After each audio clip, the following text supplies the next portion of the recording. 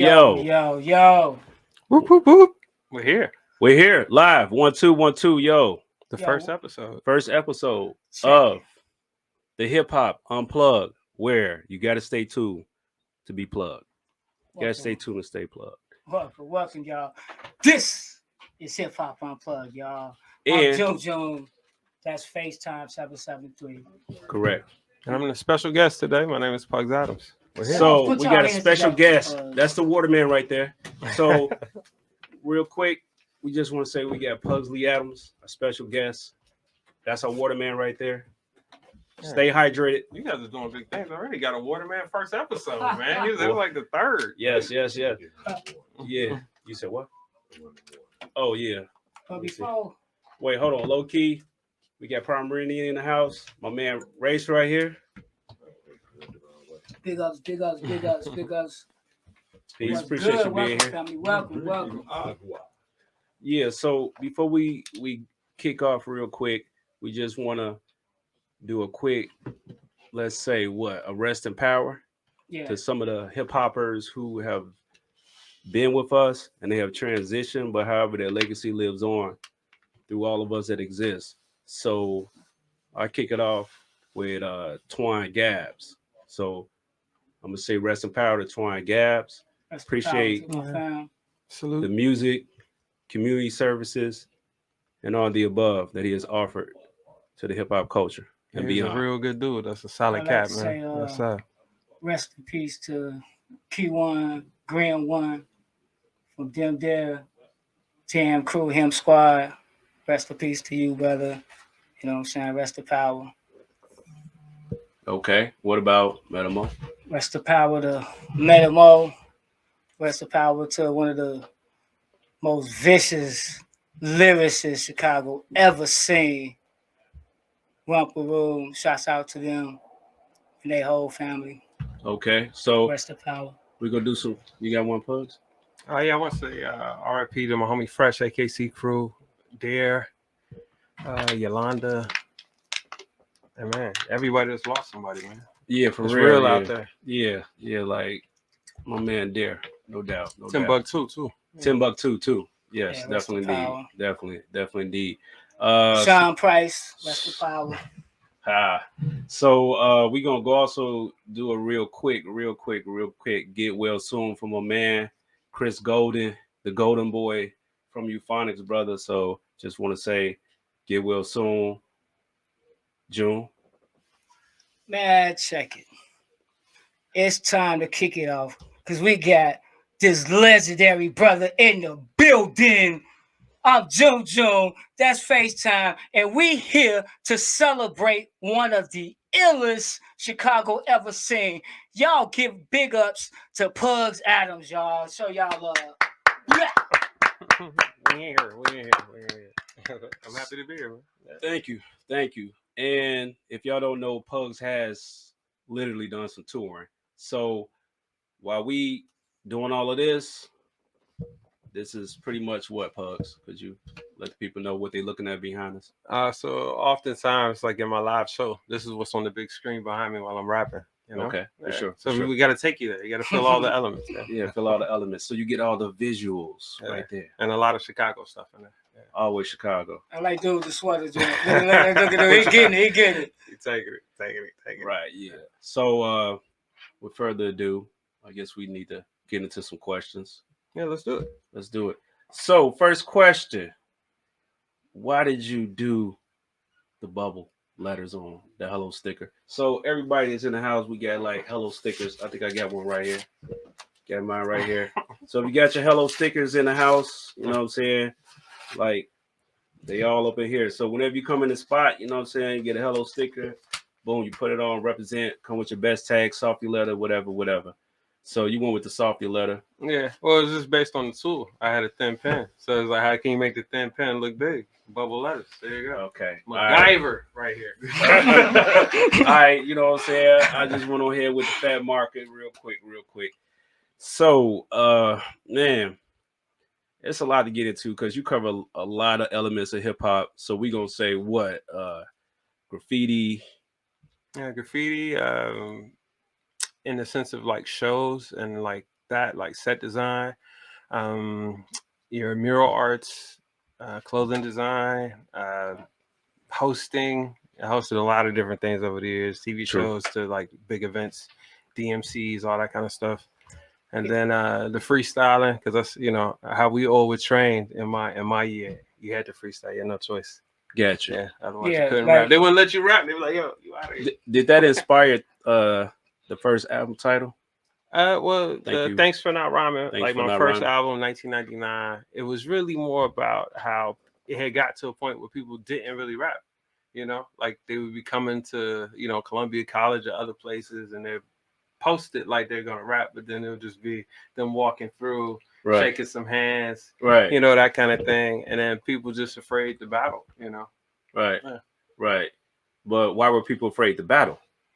Well, I mean, some people were losing, obviously, but I mean, I just think it was a shift. You know how like the shifts come of like Right. everybody wants to do it, then Right. now, oh man, it's real now. It's hard. You have to, make some sacrifices for it. Yeah. Yeah. And So it's that's- just me asking for the culture to come back. Right. So, I had asked you this question, like, what got you to rhyming, or who got you to rhyming? Well, first off, I mean, my cousin Seagram, like he used to work a lot with Harvey, all Vegas. Like that would probably be the first person Okay. where like I could fathom this even possible. He came to my crib, I think it was like Christmas, maybe 85, 86. And like he beatboxed out his neck and he kicked the verse. And I was just like, bruh, what is that? I can't do that. How do you do that? And Right. up until that point, like me and all my cousins, Troy, Eric, etc., Pee Wee, we would just be more into breaking. Right. So this is like the first, like, okay, there's other things you could do. But then No like doubt. when it started to make, more sense of me actually recording, I would probably say that's like around 8th grade. And it was like, I think the summer break, I took my dad's radio with the 2 tape decks and I tried my hand at making like a rough album. Yeah. Like Beastie Boy samples and just random like jazz tapes he had and like blues tapes. I Okay. did the pause tapes Okay. and recorded it, Got you. Yeah. So was that off the head, or were you? No, I writing? was actually like writing. Like I Okay. thought about it in like an album sense, Before we got on, I was actually talking to our sound engineer about how like for me making music is really all about making albums for me. That's the only way I know how to really make music is making an album. I never was really the single guy. Yeah. Yeah. Yeah. So what goes into the process of you making an album? Can I say I think Pugs all together with solo projects about 30 albums. Actually, it's a little bit more, because we had talked about this earlier in the week, and like Correct. I started to count stuff, and I was like, Right. damn, that's a lot of things. So how many albums? Solo. These are solo projects. Okay, so solo things that just me, that's like 28 things. Group things, like where I'm the pilot saying this is what we're doing, that's like another 15 records. I'm counting. I'm sure. Yeah. So how many albums you had in all? We're talking about with the compilation. Well, then the compilations, I mean, I did like maybe 5 compilations in my time, to add on top of that number. Okay. Yeah. So June, to your question. This was like what goes into the process of you making an album? Yeah, so with all my work is collage. I mean, that's Yeah. what all my art is based on. It's collage. I'm taking things that remind me of other things and placing them together to create a memory where you're like, oh shit, I know that.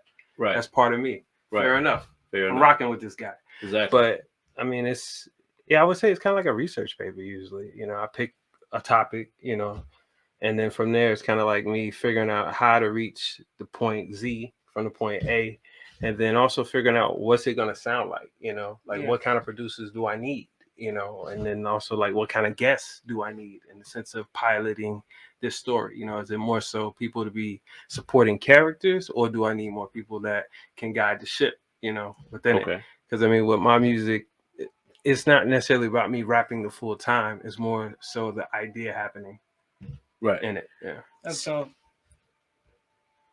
I asked this question. A lot of people don't ask this question. What is your favorite BPM to rap to? That's beats per minute. That's hard, man. Because like I rap off feeling. I don't really rap like, oh man, it's 88.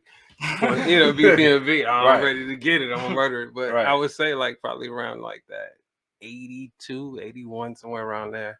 And then stuff that's like in that 125. Okay. Like those are usually records people ask me to do. Yeah. So we got 88 to 125. So if you're making beats and you want to submit on the Pugs, you already know what the BPM is. What about, do we need to go on the keys? The keynotes? No. Keynotes? Again, because I mean, to me, it's really more about the feeling. You know, sometimes it might be super slow, and I'm like, I need that. Because again, I'm trying to convey, you know, something. Right. Okay. So the cheat codes for creating the album for Pugs Atomz, because we're breaking down the albums right now. Well, I say the biggest cheat code is the end date, like when I need to turn the album in. That's usually, you know, working backwards from that in the sense of, you know, making the most of your time. But it's really no cheat code. Some albums I've done, it took me like 5 years to make. Other albums I did, it took me a few weeks to make. You know, it just really depends on what I'm trying to reach, you know, and having the right people around to make those things happen. You know, finding the right horn player to play this lick, or finding the right singer to sing this one hook, you know. Okay. That's my quick question. Jun June. Like, where did the inspiration come for you to create that powerful, just huge ensemble of a group? You talking about the Acrobats? Of course, that's what I'm talking about. Yeah, so it was like, what, 1,000 members? I mean, it was like probably 200 kids. Okay. And then over the course of the years, you know, more people added, more people out, and you know, that kind of thing. But 200, I say, nice round number. But it was just, you know, following, you know, the first thing you see as a young kid my age, looking at hip hop, you see Zulu Nation.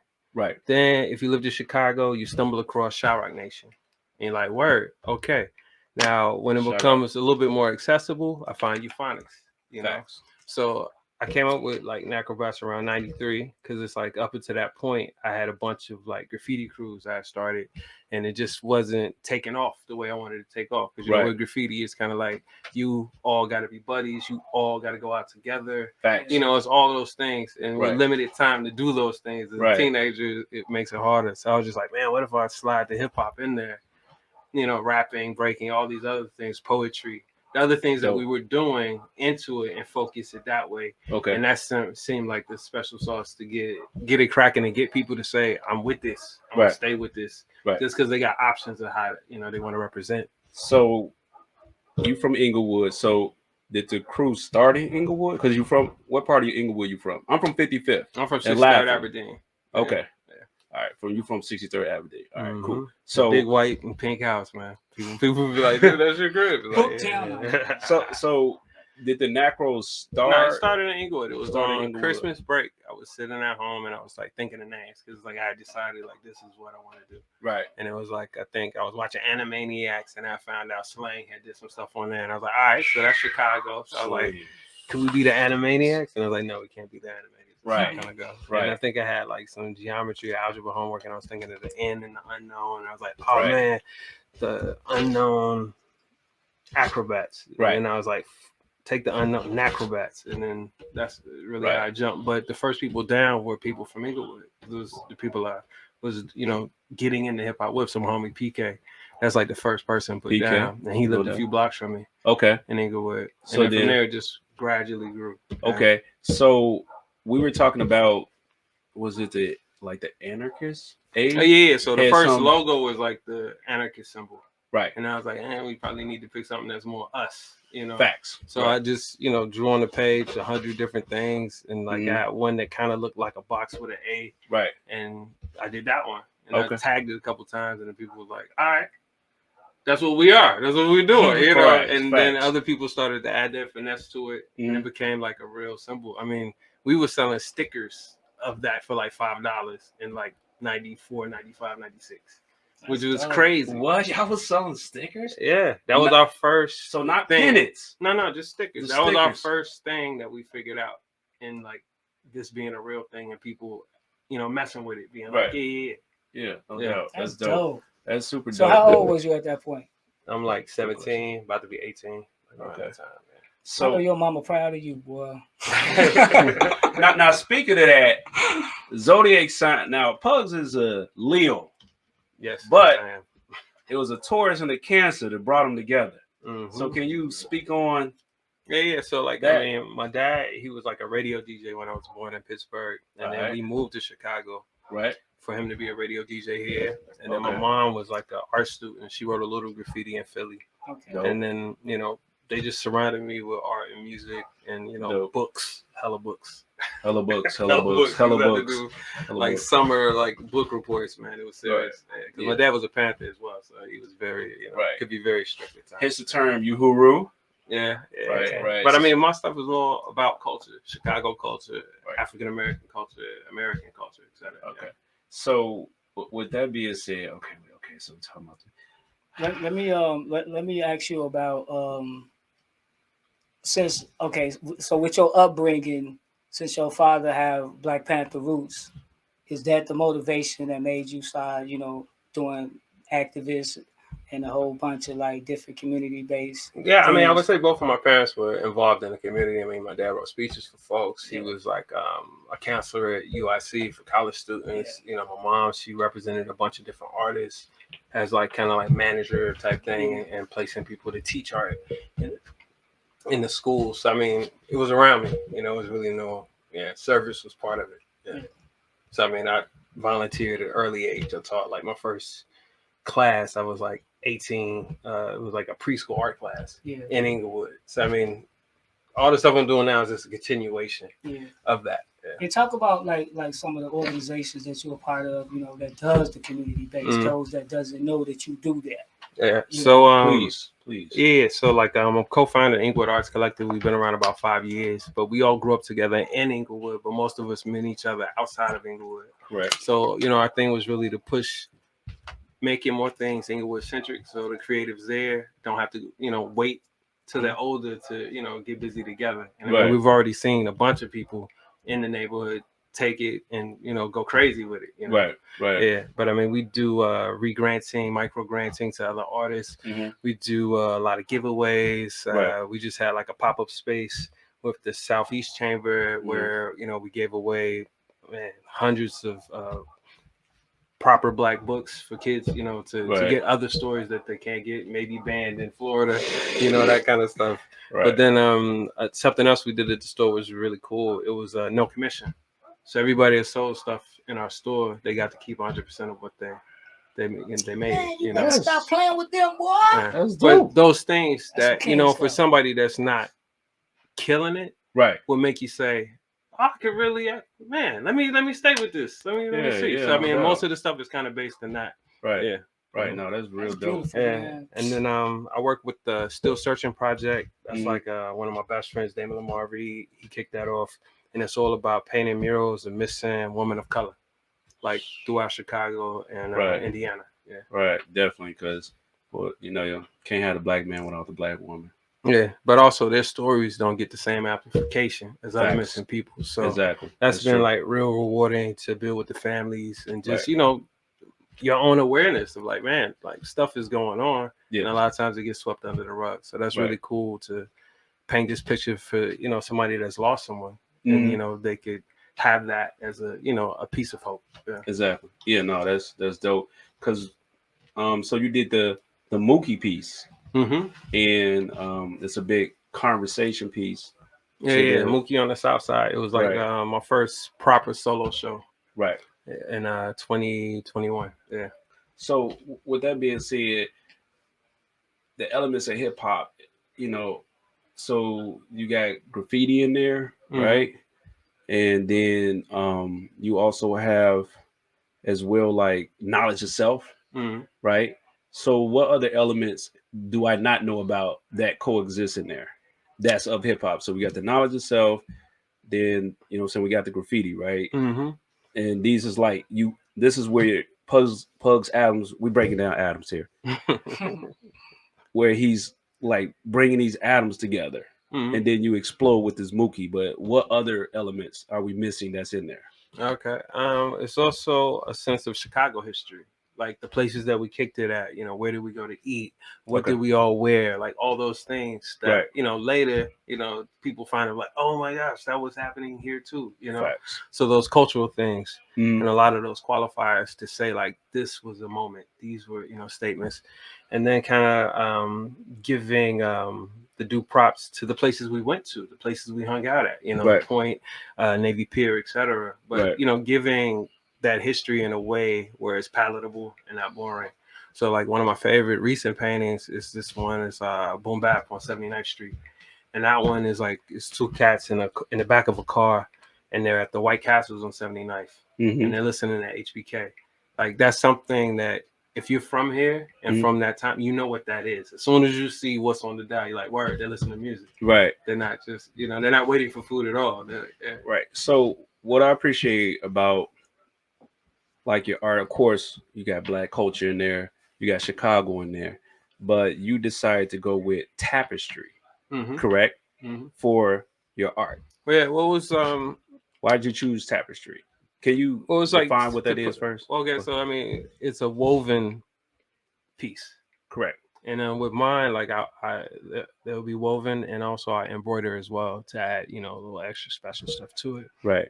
But it was really about marrying me making clothes and people really knowing me for making clothes, and then bridging people with the art Right. together Right. in this thing that they could have. And Right. it's like, hey, you might cut it up and make a jacket. I don't know. Right, You might hang it exactly. up in your crib, but Right. it could do the same thing the clothes did. And I've, you know, really enjoyed success with that, you know. Right. So in one of your interviews, and June, jump in when you want. In one of your interviews, you say something about you're selling piece. You could sell a piece for two bands, right? Mm-hmm. But however, you got inspired by people who wanted to actually collect your merchandise, like your tops and your bottoms, Mm-hmm. and So it's frame like, it. yeah. So it's like Frame it. everything I'm doing is art. Right. Some things are $25, some things are $5,000. But Right. either way, you could get a part of it. You could have Right. a piece of it, and you could celebrate it in the same way. You know, Right. each thing is a piece. Right. You know? So, but you seem very excited about when somebody was like, "Yo, I'm gonna be framing like this T-shirt." Well, no, because now you know it's at the same level of the things you collected. Right. You know what I mean? Because I was an avid Ralph Lauren, Benetton, like, you know, North all Face. those. Yeah, all those. Like, Right. I need it. I have to have as many of them as I can. Right. And even when I work with different brands, you know, from your Afrowear to Iridium, I have every piece. Because, I mean, if I'm in it, I'm in it. You know? Right. But to be able to present that for myself, that was the moment where I was like, okay, fair enough. So I'm gonna turn this over to June because we was in Hyde Park chopping it up, and June was telling me about London, just your tours. So June, can you speak to that? Yeah, first I want to say, just congrats on everything, you know, all your success, you know what I'm saying, everybody that you done inspired, you know what I'm saying, all your achievements, you know, just being great, you know what I'm saying. I just want to give you those flowers because I you appreciate deserve that, it, man. Thank you you, know sir. what I'm saying. But like, how did you meet the white dude that took you to the UK? How did that happen? Like, how did you meet this guy? Well, it's How was funny. that Like possible? with that one with Vadim, like I thought I was gonna meet him in 2003. Yeah. At the time, me and Catch 22, we had like a promo company, and we were working the label he was on. He was on BBE, and then we were working like all like the Def Jux LP, like all Yeah. their stuff. And he had a show at Double Door. But Okay. I was going to London and Germany with Taiwan same time. So I hit Okay. up my Okay. homie Kaz. I'm like, yo, Kaz, can you do the work for me? Can you put up the posters, take the pictures? Word. Thanks. He's like, word, I got you. No problem. I'm like, damn, I'm not gonna meet this dude. Cause like I knew from hearing his music, I was like, bro, I can see us make some shit. Like we could do it. And Right. he had already worked with Juice and Vakil. So I was Oh, like, it's wow. already a Chicago connection there, you Right. know, in that, and I'm working these records. So Kaz does it. He winds up recording a song with him. And I think Adad winds up recording a song with him. But it's time passes. But I haven't ran into this guy still. Right. I come back to Chicago, some years pass. Mhm. We go to New York for a music seminar. And this is like maybe 2008. Okay. And at that time, my friend Sang, we were doing like marketing together. But then he was kind of acting as my manager, you know, to try to push it. Because you know how Right. the thing go. People know you the artist. They're not going to give you the same thing this person speaking for you is going to get you. Facts. So, you know, we find out Vadim is in New York at this conference we're at. Right. And I hit it off talking to his wife. Sang hits it off talking to him. And it's just casual. It's like we still don't know what's going to happen, you know. Right. But we're like, oh man, they're like, hey, we're gonna go to dinner. You guys want to go? So we go to dinner, and we're sitting there, and he's telling us about this tour, and then saying he's like, Pugs is sponsored by these different people, blah blah blah, and then he's like, would you want to go? And I'm like, yeah, like 50 some shows in like 60 days, definitely, man. Like, come on, big, this is the real thing now. Where we're going. Yeah, no, that's a tour. Yeah. So the one caveat to it though was like you could do the shows, but you will not get paid. So you got to sell merch and your your CDs, your T-shirts. Now, me being me, I sell that all day. You know what I mean? Cool. So that's a bet. Yeah, I could just set my joint up and go crazy. You know? So I got the laptop there, showing all my videos. I got a full table of all my vinyl T-shirts, hats, Afro wear, all that. So it's like every day I'm coming off. Right. Great. Right. Yeah. No doubt. So like he starts to beef, and he's like, oh, okay. So he starts to beef up his stuff, and he's like, okay, this guy, okay, you're serious, So as we keep moving in the tour, we get to the end of the tour, and like the last few shows, I think we're in Canada, if I'm not mistaken. So he gives me a CD. The CD is like 12 beats. I think I recorded to probably 6 beats. Like as soon as I get back, I'm just banging out songs, sending him songs. Then he's like, yo, I got eye cancer. He just hits me with that random, and I'm just like, eye cancer, bro. Wow. So I'm like, deflated. Like, right, wow, yeah, like, right. Is this dude even gonna make it? Right, exactly. So probably another like almost maybe a year passes, and I'm recording a song for SC and the Good Doctors. SC and the Good Doctors. Shout out to SC. Song, I say this line. Star Child. Next week I'm in Moscow, like comrade, I'm killing it. And it was just, some fly thing to say, feel good about yourself type thing. And literally the next day, phone call, yo, do you want to go to Russia with me? And this is Vadim, because he beats the cancer. Man, that's dope. So after that, I was like, let's do it. I mean, like, this is meant to be. It's no other. Right. So you told Chicago, I'll be back. Well, I didn't even know. I mean, it just got to the point. It just made no sense for me to live here. That's really all it was. It was because I would do too much there and come back here for like a week or 2 weeks. No doubt. And you're paying rent. So just like, it could be paying rent somewhere else. So enjoy it. Yeah. So how was that experience for you? I was beautiful, man. I mean, it's that thing of like all the things that you wanted to see happening and then being able to open into new worlds. I mean, I hosted like a rock TV show while I was out there. I was shooting music videos for people while I was out there. So just really getting to broaden, what I'm doing. So what's your passport look like? I mean, I've had a few. Yeah, right, man. So I mean, I've had a mixtape, no more pages in the passport. That was the first time I had to get a new passport. Dope.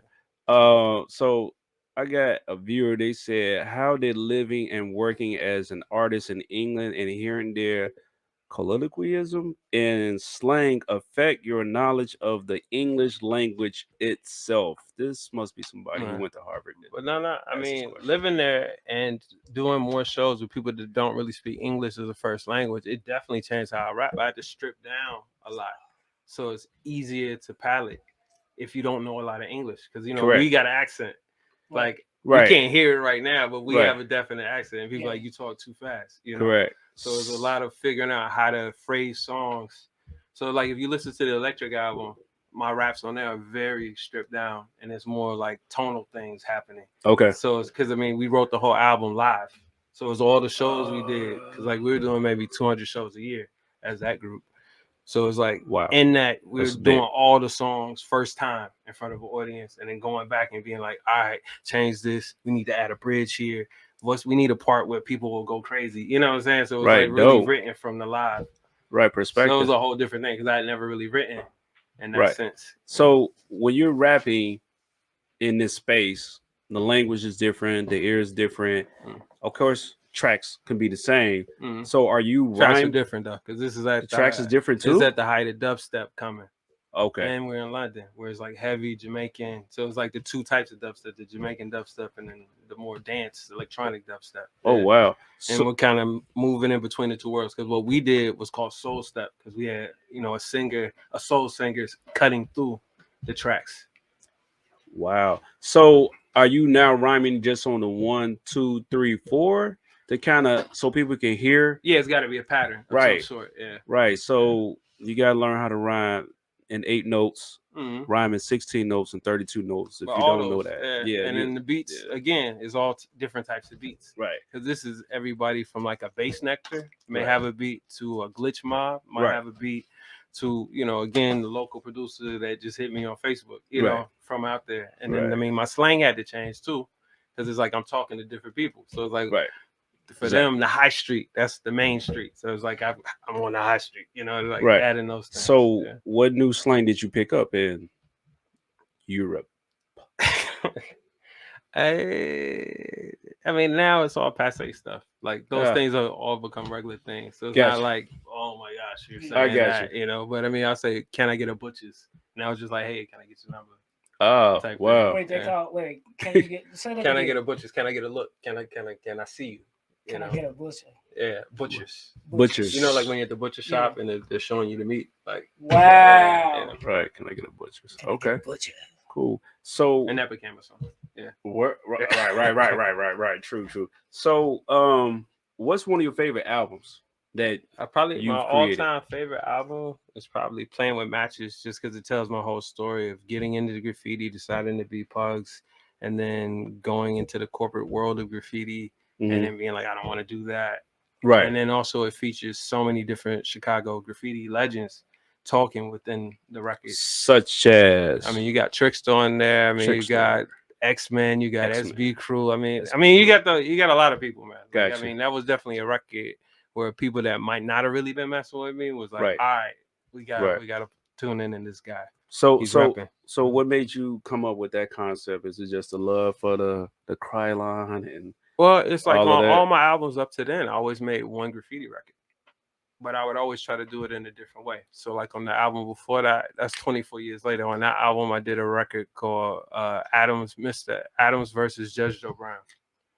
And I sampled a bunch of Judge Joe Brown talking and worked out a whole court case about graffiti. And we're going back and forth on the record. And everybody loved that joint. And then I did another one called Hey Daily, where I'm talking about the spray paint ban. Wow. So it's like, and then like on my first album, I did this song called Jungle Atoms, produced by Anacron. And that one is just like a tale of bombing, just going out to bomb or whatever. Right. But it was like, it was building to this. And then like on the first Acrobat album that we ever did, like 96, we did this song called Crylonia. Me and I think it's me, PK, and Cream on that. Yeah.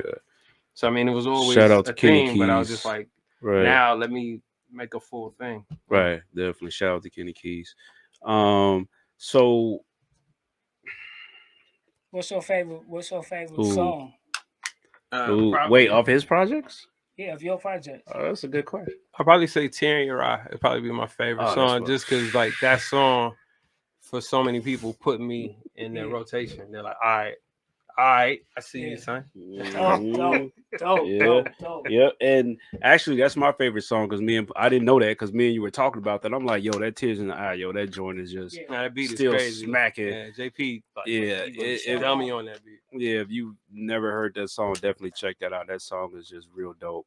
I was gonna ask you, do you have like, who are your like top 5 rappers in Chicago? If it's fair to ask that question. I don't really got no top 5, man, because like I be listening in all the stuff just because from doing HPK for so many years, I got everybody's demos, I got everybody's stuff. So it's like, well, right now, who am I listening to? How about that? So let's rephrase the question. Pugsley, who are you listening to right now, bro? On the rap side and or poetry too. Okay, so right now I would probably say I'm listening to. Let's see, what's my favorite right now? I'm listening to Freddie Farted. Definitely listening to her. She's dope. Okay. I've been listening to Fillmore's album because I actually didn't get a chance to really hear his latest one. So I had to do the step back and check it out. I was messing with that. That recent Vic Spencer joint. He got a classic on there. That one record. I did him up like, yo, bro, that joint. Yeah, no doubt. Outside of that, like, man, what about Audacity? I got so many of his unreleased beats and all the other stuff he be doing. So it's like that always is like in my playlist. And then outside of that, probably like Real One and Catch 22 producers, just because like we're working on a project right now, and like I have so many of their beats, you know, because that's what I'm saying. Like for me, it's just really what's been the theme music for me in this time. Have you heard of Brittany Carter? Yeah. What do you think? Oh, she's dope. I really love like when she does just the her by herself videos and just spits like this crazy. Yeah. I posted some of her stuff. Brittany, I've posted some of your material. FYI, it's Facetime773 on that guy. And the only reason why I found out about you, that's through my man GQ. Shout out to GQ. You ever sending kites right through the internet? And then so what about No Name Gypsy? She's dope. But I mean, what I would say is, man, just hop on at CTA Radio on Instagram. That shows you everything I listen to. Yes. Like I only post what I listen to. I don't post anybody else's stuff. Right. People hit me up trying to pay to be on there. Only what I listen to. Facts. Yeah, no, good material. So I think we're about to get ready to transition into a live performance from Pugs Atomz himself. Are we gonna do the crowd, private room? How you feeling? I mean, let's start in the room and see what happens. But all right, I need y'all to go to PugsAtomz.com, man. Got new stuff on there. You might need some of that new stuff. All right, so with your old support. stuff. So wait, say that one more time. Pugs Atomz, Pugs with an S, Atomz with a Z, ATOMZ.com. Yes. Shop with me. Yeah. So we not done yet. We just gonna take like maybe a minute to 2 minute break, and then we finna go ahead and transition. Quick live performance from the legend himself. You know what I'm saying? So y'all stay tuned. This Hip Hop Unplugged. You know what I'm saying? Blah! Stay plugged to Hip Hop Unplugged. I never been to do the same Figaro, even if they add a couple dollars to the Billy Food. Swish like MJ finger roll, stay humble while the swisher getting finger roll. Happy that my cousin just got parole, feeling like he could do anything like Ross Perot. World traveling tour, yeah, I'm in the know. Losing out, nah, I never been there before. It's HP in the demo, Joe. Like your desktop just got assembled. Oh, she bought me laptop, feeling like I'm in control. Just days of my life as the story goes. Oh. You know, I started here, 115th in Michigan. Then my family moved to Inglewood, 63rd and Aberdeen. Yeah. And it sounded like we from the same street. And it sounded like Chicago in the heat. And it sounded like I just made a new fan. Yo, G, bring it back, I'ma going again. I said it sounded like we from the same street. And it sounded like Chicago in the heat. And it sounded like I just made a new fan. G, bring it back, I'ma going again. I'm on it, has the vowel consonant sounds bogus, like a fist when you wanted a pound, pal. Like cartoon dynamite, I'm Jack Daniels, they whole style diet spray. You wanna swag it out, just be cool. Get in uniform, parochial school. On my Bennett song, got their mouth on Drew. And the lady like, can I put my mouth on you? And indubitably, as me ruling the beat, put your money up. You could get a good. The first 12 rows, can't believe it's Pugs lead. Atomz in the flesh, might battle to the death, hate children. Like the South Park chef. Don't let these rappers fool you. I'm about to school you. Ha. Yo, check it out. I said it sounded like we from the same street. And it sounded like Chicago in the heat. And it sounded like I just made a new fan. Jane, bring it back, I'm a going again. And it sounded like we from the same street. And it sounded like Chicago in the heat. And it sounded like I just made a new fan. Jane, bring it back, I'm a going again. That's my homie Greg Blackman from the UK on the hook, man. That boy is nasty, right? Johnny Ammo on the beat. We call him Pugsley. Man. Better time. I was like, okay.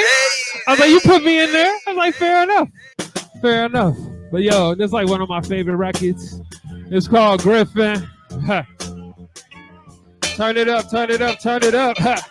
Turn it up. In the land of the free and the home of the slave.